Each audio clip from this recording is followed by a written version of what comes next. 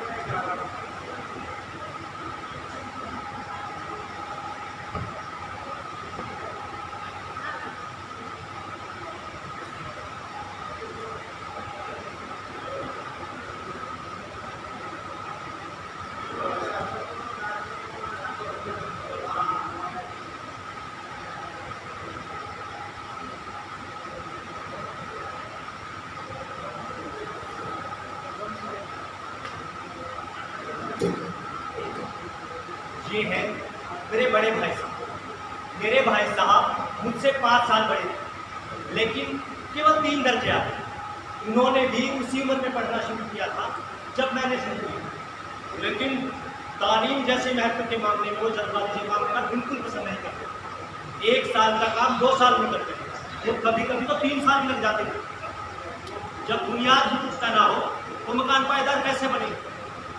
मैं छोटा था, वो बड़े थे, उन्हें मेरी तंबी और निगरानी का पूरा जन्मसिद्ध अधिकार था, और मेरी शालीन का इसी में थी कि उनके हुक्म को कानून समझे। भाई साहब स्वभाव से बड़े ही हर समय किताबें पढ़ने बैठे रहते, और कभी कभी दिमाग को आराम देने के लिए किताब तारीखों के लिए हाशियों पर चिंती चीजें कुत्तों की तस्वीरें बनाए गए। कभी कभी एक चीज शब्द या वाक्य को 10-20 बार निकालते। मसलन एक बार उनकी किताब का ये है 12 देखो स्पेशल अमीना भाइयों भाइयों राधेश्याम शुभ राधेश्याम, और आगे जाकर एक आदमी का चेहरा बना हुआ। मैंने बहुत चेष्टा की इस पहेली का कोई अर्थ निकाला, लेकिन मैं 5वीं जमात में था, वो 9वीं में। मेरे लिए उनकी रचनाओं को समझना छोटा मोर बड़ी बात है। मेरा मन पढ़ाई में बिल्कुल नहीं। एक घंटा किताब लेकर बैठता फिर पहाड़ मालूम होता। मौका पाते ही हॉस्टल से निकलकर मैदान में आता, और कभी वहां कंकरियां उछालता, कभी उछल कूद करता, और कभी कोई साथ में मिलकर तो पूछना ही क्या। कभी 4 दीवारी पर चढ़कर नीचे कूद रहे हैं, कभी फाटक पर सवाल से आगे पीछे आगे पीछे आगे पीछे चलाकर मोटर कार का भी उठा रहे। और घर में दाखिल होते ही भाई साहब का रोते रोते देखकर मेरे प्राण सूखे। उनका पहला सवाल यही होता, कहाँ थे? न जाने मेरे मुंह से इतनी बातें नहीं सुना किस तरह बाहर खेलने गया, और भाई साहब को इसकी सजा पहुंचाना था कि वो स्नेह और दोस्त से मेरे शब्दों से मेरा सत्कार किया।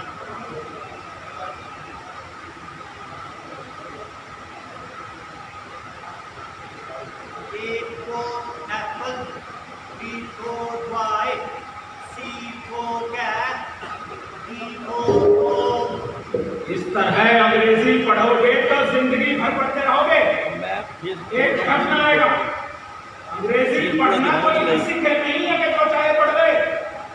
हिंदू एरा गैरा नब्दू खैरा सभी अंग्रेजी के विद्वान हो जाते।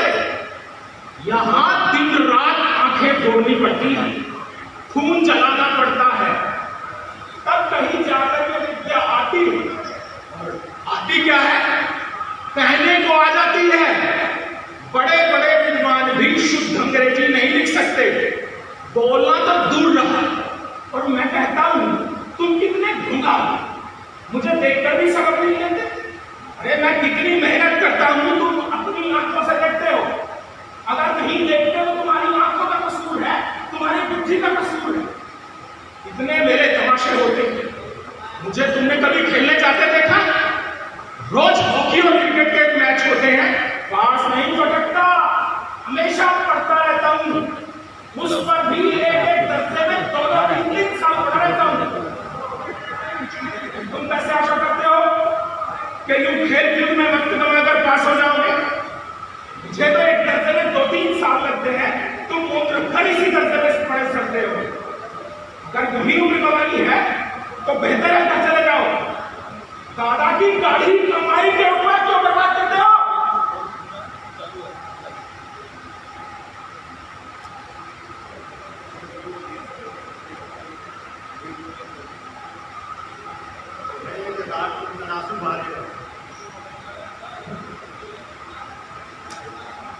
तो मैंने किया है भाई साहब, ऐसी व्यक्ति बात कहते हैं, ऐसे ऐसी छुट्टी मान बनाते कि टुकड़े टुकड़े हो जाते।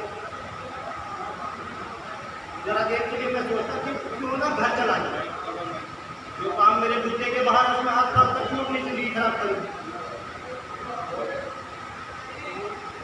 पर घंटे 2 घंटे बाद निराशा के बादल छट जाते हैं और मैं सोचता कि आगे से खूब मन लगाकर मेहनत करूंगा और खूब पढ़ूंगा।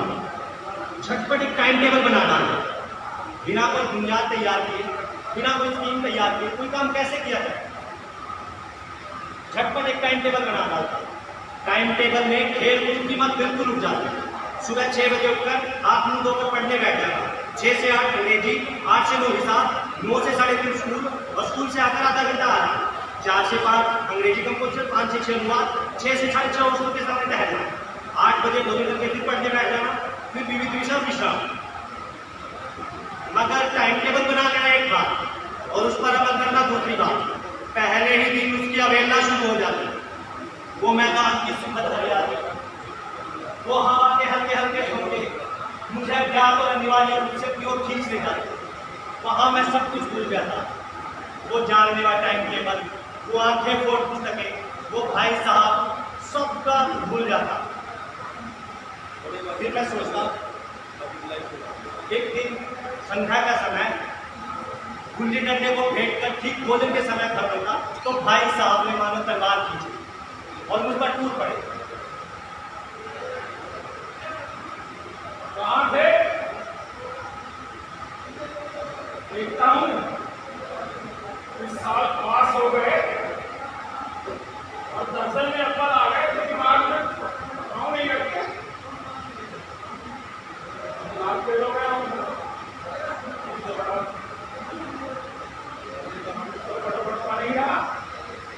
इतिहास में रावण का हाल तो पढ़ा ही होगा। उसके चरित्र में तुमने कौन सा सबक सीखा? क्या यही पढ़ गए? इम्तिहान पास कर लेना कोई चीज नहीं, असल चीज है बुद्धि का विकास। जो कुछ पढ़ो उसका अभिप्राय समझो। रावण भूमंडल का स्वामी था। ऐसे राजाओं को चक्रवर्ती राजा कहते हैं। एक समय में अंग्रेजों के राज्य का विस्तार भी बहुत बड़ा हुआ। संसार के सभी महीम, अंग्रेजों के राज्य का विस्तार भी बहुत बड़ा हुआ था, लेकिन संसार के सभी महीम उसके अधीन नहीं थे। रावण चक्रवर्ती राजा था। संसार के सभी महीम उसे कर देते थे। यहां तक के आग और पानी के देवता भी उसके दास थे। अगर उसका अंत किया, घमंड ने उसका नामो निशान मिटा दिया। कोई उसे चुल्लू पानी देने वाला भी न बचा। आदमी और जो कुकर्म चाहे करे, परंतु अभिमान न करे, इतराए नहीं। अभिमान किया और दुनिया दोनों से गया। शैतान को भी एक बार घमंड हुआ था कि संसार में ईश्वर का उससे सच्चा भक्त कोई है ही नहीं। सीधे स्वर्ग से नरक में ढकेल दिया। शैतान को भी एक बार घमंड हुआ था, भीख मांगते मांगते मर गया। और तुमने तो अभी केवल एक दर्जा पास किया है, अभी से तुम्हारा सिर फिर गया। ये समझ लो तुम अपनी मेहनत से पास नहीं हुए, अंधे के हाथ बटेर लग गई। कभी कभी गुल्ली डंडे से भी अंधा चोट निशाना पड़ जाता है, मगर इससे कोई सफल खिलाड़ी नहीं हो जाता। सफल खिलाड़ी वो है जिसका कोई निशाना खाली न जाए। और मेरे प्यारों में पढ़ने जाओ, मेरे दर्जे में आओगे तो दांतों मशीन आ जाएगा। जब अलजबरा ज्योमेट्री के लोहे के चले जमाने पड़ेंगे, इंग्लिस्तान का इतिहास पढ़ना पड़ेगा। आज तो हेनरी वो गुजरे हैं। कौन सा कांड किस हेनरी के समय हुआ ये याद रख लेना आसान समझते हो। सातवां एंट्री लिखा और सब नंबर गायब, सफाचट, सिफर भी ना मिलेगा, सिफर भी ऑफिस ख्याल में दर्जनों वीडियो हुए हैं, दर्जनों जेम्स, ऑडियो चार्ज, दिमाग चक्कर खा लेता है। इन भागों से नाम भी ना जुड़ते थे, मुझसे पूछते तो 10 लाख नाम गिरा देते। और ज्योमेट्री तो बस खुदा की पनाह, ए बै जै की जगह ए जै बै लिख दिया और सब नंबर कट गए। कोई निर्दयी मुमतहिनों से नहीं पूछता कि ए बै जै और ए जै बै में फर्क क्या है। अरे दाल भात रोटी खाई या भात दाल रोटी खाई, इसमें क्या रखा है? लेकिन परीक्षकों को इसकी क्या परवाह, चाहते हैं लड़के पुस्तक में लिखा अक्षर अक्षर रट डाले और इसी रटंत्र का नाम शिक्षा रख छुआ। आखिर इन बेसिक पैड की बातों को रखने से फायदा, इस रेखा पर वो लंब गिरा तो लंब आधार से दुगना होगा। अरे पूछिए इससे प्रयोजन दुगना नहीं चौगुना हो जाए या आधा ही रहे मेरी बला से, लेकिन परीक्षा में पास होना है तो सब खुरापात याद करनी पड़ेगी। कह दिया समय की पाबंदी पर एक निबंध लिखो जो 4 पन्नों से कम न। अब सामने कापी खोले, कलम हाथ में लिए, उसके नाम को रोइए। रे कौन नहीं जानता कि समय की पाबंदी एक अच्छी बात है, इससे जीवन में संयम आ जाता है, दूसरों का उस पर स्नेह होने लगता है और कारोबार में उन्नति होती है। मगर जरा सी बात के लिए 4 पन्ने कैसे लिखे? जो बात एक वाक्य में कही जा सके उसे 4 पन्नों में लिखने की सोच। मैं तो इसे निर्माता कहता हूं कि समय की किफायत नहीं बल्कि उसका दुरुपयोग है कि व्यर्थ किसी बात को चूस दिया जाए। हम तो चाहते हैं कि आदमी को जो कुछ कहना है चटपट कहे और अपनी राह ले, मगर नहीं, आपको 4 पन्ने रखने पड़ेंगे, 4 पन्ने, और पन्ने पूरे फुल स्केप आकार के। अनर्थ तो ये है, कहा जाता है संक्षेप में लिखो, समय की पाबंदी पर संक्षेप में एक निबंध लिखो जो 4 पन्नों से कम ना हो। वाह वाह, संक्षेप में भी तो 4 पन्ने हुए, वरना तो शायद 100-200 पन्ने लगवाते। तेज भी चलिए धीरे भी, सीधे भी चलिए उल्टे भी है, उल्टी बात क्या नहीं। अरे एक बच्चा भी ये बात जानता है, लेकिन अध्यापकों को इतनी भी तमीज नहीं, और ऊपर से दावा कि हम अध्यापक। इसलिए दादा एक दर्जे में अव्वल आ गए तो जमीन पर पाँव नहीं रखते। मेरे दर्जे में आओगे तो सारे पापड़ बेचने पड़ेंगे, तब आटे दाल का भाव मालूम होगा। इसलिए वक्त हो गया, तुमसे बड़ा हूं, जो कुछ कहता हूं उसे किधर पहुंचे।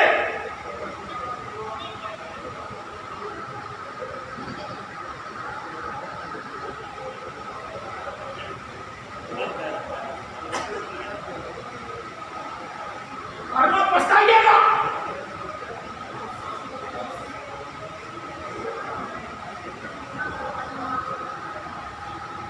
भाई साहब ने अपने दर्जे की पढ़ाई का जो भयंकर चित्र मेरे सामने खींचा, उसने मुझे भयभीत करके रख दिया।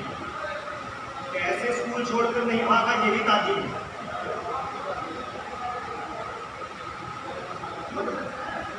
पास होने पर इतना तिरस्कार हो रहा है तो शायद फेल होने पर प्राण ही ले जाते। फिर से चोरों सा जीवन कट गया था। अब मुझे एक नया शौक पैदा हुआ था, लड़कों के उड़ाने। हर रोज मैं पतंगबाजी करता था। मैं भाई साहब इसका लिहाज करता था कि उनको पता न चले। पतंग टूर्नामेंट की तैयारी, मानले बिना करने मांगना, सारी तैयारियां झुक झुक से हल करने का। सालाना इम्तिहान हुआ और भाई साहब फिर से फेल हुए।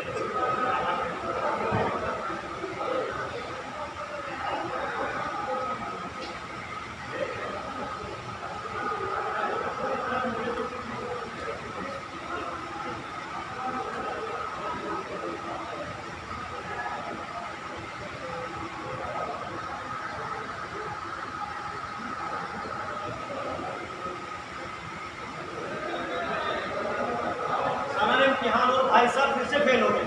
मैं पास हो गया, दर्जे में भी अव्वल आया।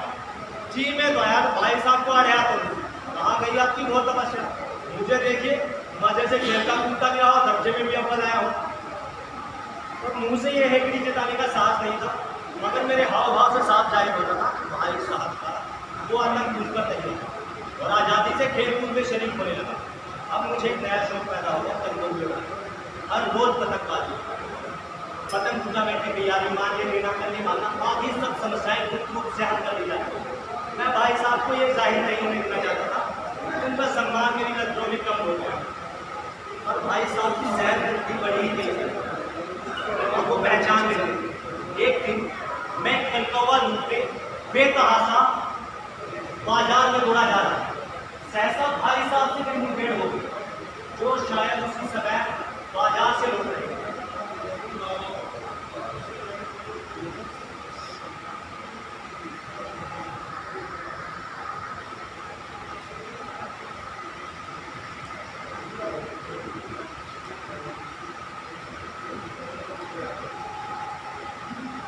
लोगों के साथ खेले गए कनकौवे के लिए दौड़ना तुम्हें शर्म नहीं आती? तुम्हें इस बात का भी लिहाज नहीं कि अब नीची जमात में नहीं हो बल्कि आठवीं जमात में हो और तुझसे केवल एक दर्जा नीचे। आखिर आदमी को उसको अपनी पोजीशन का ख्याल करना चाहिए। एक जमाना था जब 8वां दर्जा पास कर लोग नायब तहसीलदार हो जाते थे। मैं कितने ही मिडेंचियों को जानता हूं जो आज अव्वल दर्जे के डिप्टी मजिस्ट्रेट या सुप्रिंटेंडेंट, कितने ही 8वीं जमात वाले हमारे लीडर और समाचार पत्रों के संपादक, बड़े बड़े विद्वान उनकी मातहती में काम करते हैं और तुम उसी 8वीं जमात में होकर इन बाजारी लोगों के साथ खेले के कंट्रोल की। मुझे तुम्हारी कम अकली पर दुख था। तुम जहीन हो इसमें शक नहीं, लेकिन वो जहीन किस काम का जो हमारे आत्मगौरव की हत्या कर डाले।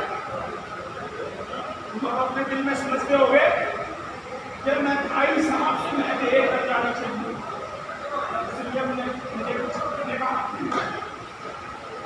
गलती। मैं तुमसे 5 साल बड़ा हूं और रहूंगा, चाहे आज तुम मेरी ही जमात में क्यों ना आ जाओ।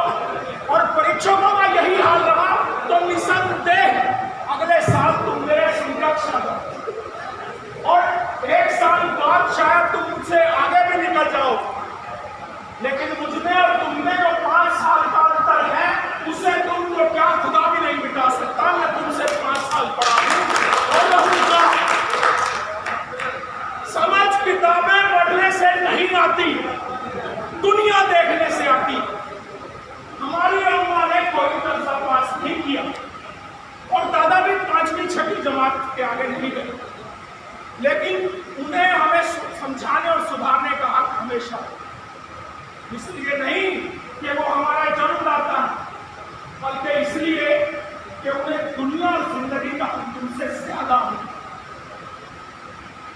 ख्याल ना करें, मैं बीमार क्या करोगे? तुम्हारे हाथ पैर भूल जाएंगे, दादा को तार डालने के सिवाय तुम्हें कुछ ना सूझेगा। लेकिन तुम्हारी जगह ज्यादा हो, न घबराए न बदहवास हो, पहले मर्ज पहचान कर खुद इलाज करेंगे और अगर सफल न हुए तो किसी डॉक्टर को बुलाएंगे। अरे बीमारी तो बड़ी चीज है, हम तुम तो इतना भी नहीं जानते कि महीने भर का खर्च महीना भर चले कैसे। जो कुछ दादा भिजवाते हैं 20-22 तक खर्च कर डालते हैं और पैसे को मुहताज हो जाते हैं, तो भी नाई से मुंह चुराने लगते हैं। नाश्ता बंद। जो कुछ आज हम और तुम खर्च कर रहे हैं उससे भी आधा में दादा ने अपनी उम्र का बड़ा हिस्सा इज्जत और नेकनामी के साथ निभाया और पूरे कुटुंब का पालन किया, जिसमें कुल मिलाकर 9 सदस्य। अपने हेडमास्टर साहब को देखो, एमए है कि नहीं? यहाँ के एमए नहीं, ऑक्सफोर्ड के। बताए कितने रुपए पाते हैं? 50,000। लेकिन उनके घर का इंतजाम कौन करता है? उनकी बूढ़ी माँ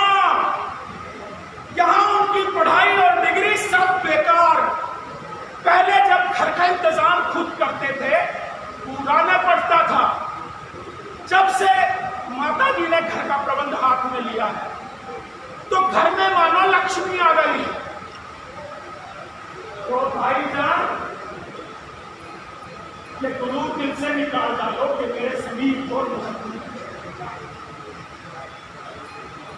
मैं इसका प्रयोग नहीं कर सकता हूं। तुम्हें मेरी बातें झर लग रही है।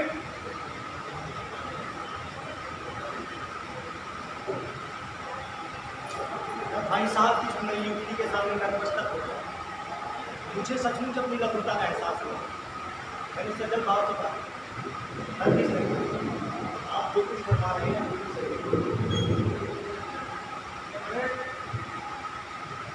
उनका हुए उड़ाने से मना नहीं करता। मेरा भी जी लग जाता है, लेकिन क्या करूं? खुद मेरा हाथ चलूं तो तुम्हारी रक्षा कैसे करूं? ये कर्तव्य भी तो मेरे सिर है। संयोग से उसी वक्त एक कटा हुआ कौवा हमारे ऊपर से गुजरा। उसकी डोर नीचे लटक रही थी और भाई साहब तो है ही लंबे, उन्होंने उछलकर उसकी डोर पकड़ ली और हम बेतहाशा और उसकी तरफ दौड़ पड़े। ये पतंग लूटी, ये पतंग लूटी।